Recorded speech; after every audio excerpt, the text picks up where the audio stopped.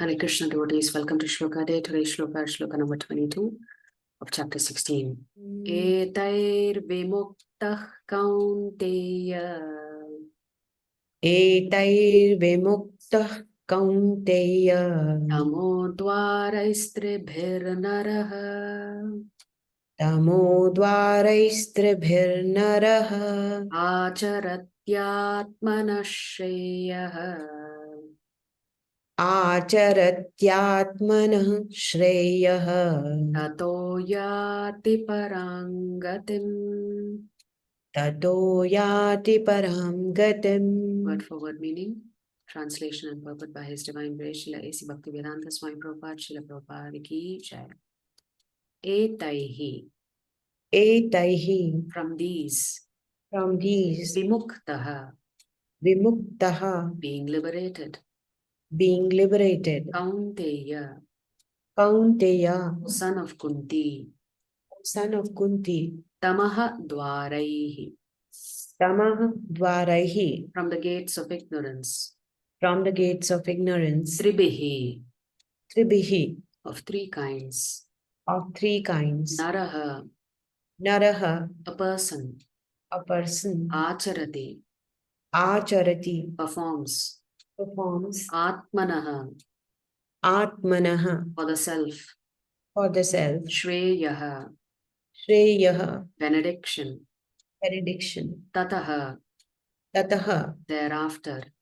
Thereafter. Yati, Yati. he goes. He goes. Param, Param. to the supreme. To the supreme. Gatim, Gatim. destination. Destination. Translation. The man who has escaped these three gates of hell, The man who has escaped these three gates of hell, O son of Kunti, O son of Kunti, performs acts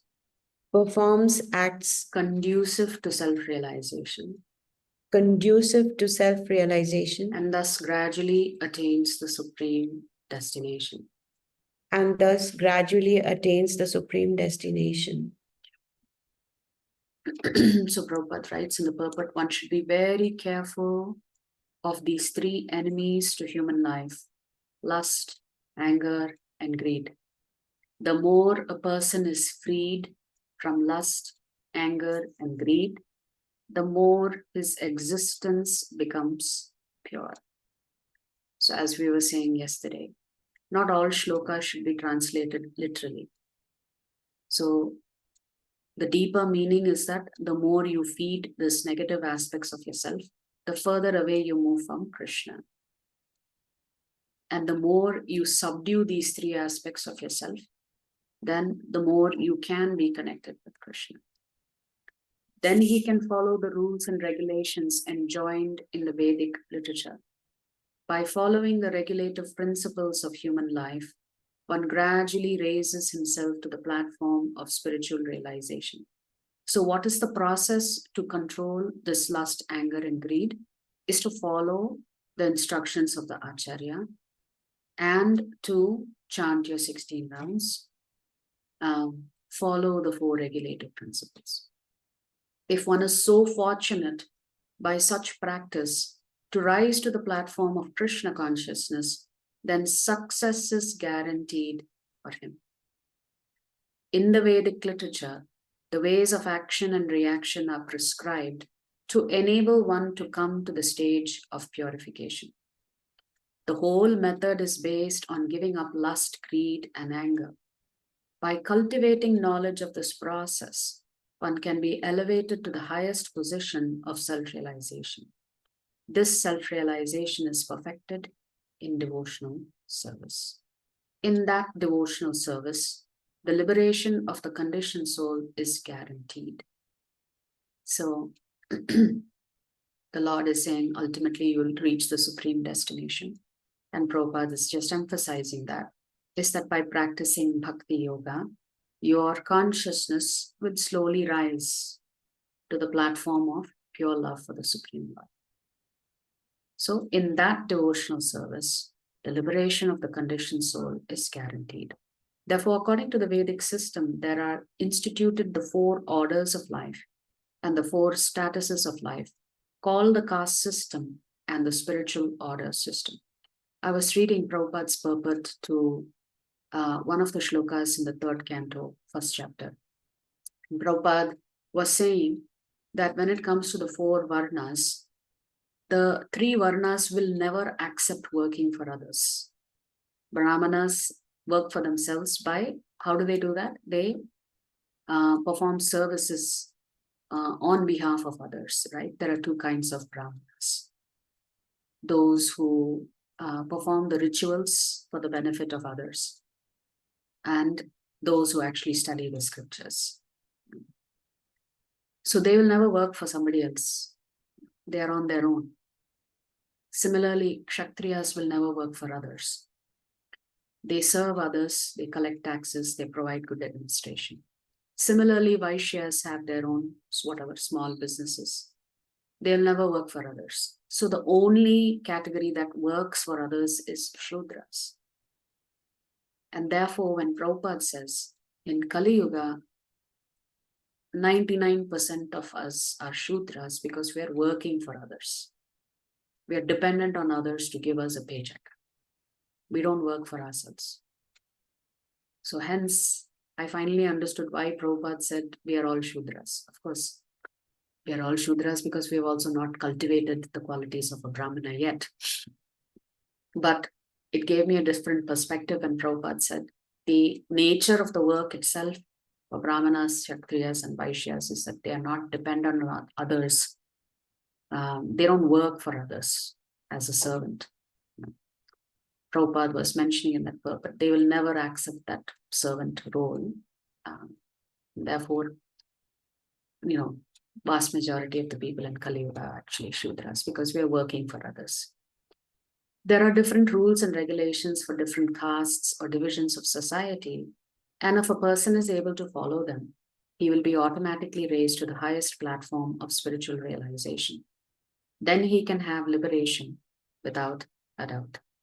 There's one more commentary written by His Grace Charan Prabhu. To bring out our best, we must beat down our worst. We all aspire to improve ourselves, to bring out our best and to make our best contributions. However, there exists some force within us that sabotages us, that makes us take wrong turns at critical junctures, that makes us our own worst enemies.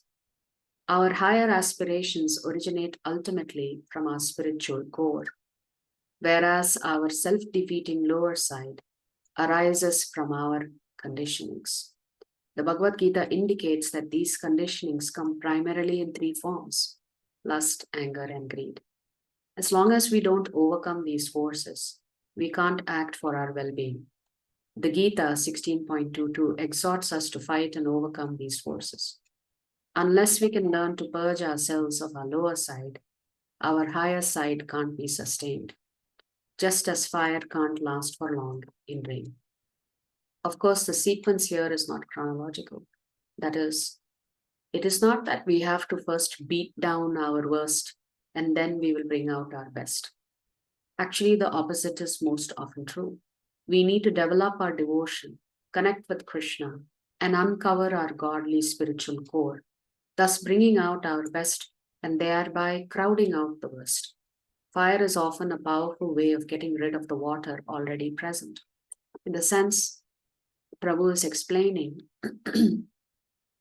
instead of focusing on your negative tendencies and figuring out how to get rid of them, because it's difficult for all of us, you focus on something that is positive, which is you enhance your connection with Krishna. And more you develop your association among devotees with the support of sadhu and shastra, you develop a deeper affection for Krishna, then automatically what will happen is your good qualities will start surfacing. Your good qualities will become visible. And your negative qualities will become subdued automatically.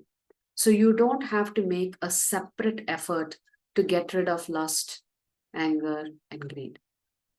So essentially, Prabhupada has repeatedly said, all we have to do is practice Krishna consciousness with utmost sincerity, with utmost faith, and you will see these good qualities in you becoming more predominant.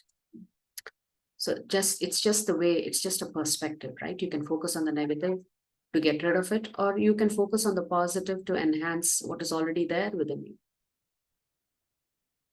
So Krishna consciousness is all about a positive practice. While our focus undoubtedly needs to be on bringing out our best, there is no easy way to do it. We have to go through a grim and bruising battle wherein we need to fight against our lower side. Ultimately, it's a fight between good and evil within you. And it's difficult, it's not easy. Those not ready to go through that battle often stay at a superficial, sentimental level of devotion. So you have to be ready to do battle with yourself. What is yourself here? We are actually talking about your mind and intelligence. That is always confusing you as to what you should do, what you shouldn't do. The soul is always pure, correct? So it's your consciousness that's being roiled by the mind. Those not ready to go through that battle often stay at a superficial, sentimental level of devotion. When we become ready to fight the inner war, then we practice bhakti yoga determinedly, relish the transformational power of devotion, and rise to the spiritual level of consciousness where life and love eternal begins.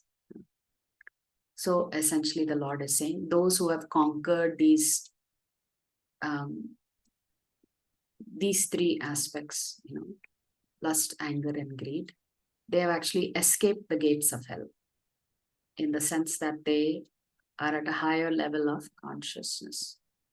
And because they are a higher level of consciousness, ultimately it will lead to self-realization and moksha.